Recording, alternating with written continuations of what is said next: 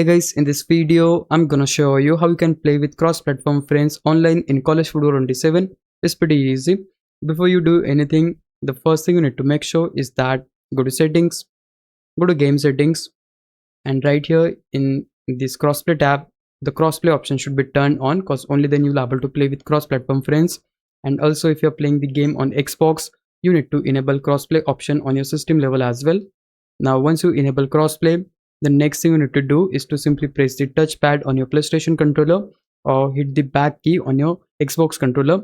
Then EA Connect window will open. Go to player search tab. Here you can see this is my EA ID.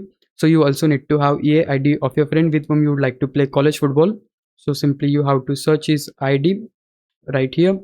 And once you search his ID, you'll able to find his EA ID in the other platforms. So simply send him the friend request. Once he accepts your friend request, he'll be added in friends list. Now once you add your friend, the next thing you need to do is to just go to play, select the option play a friend, and simply set these settings according to your preference and simply hit the option play.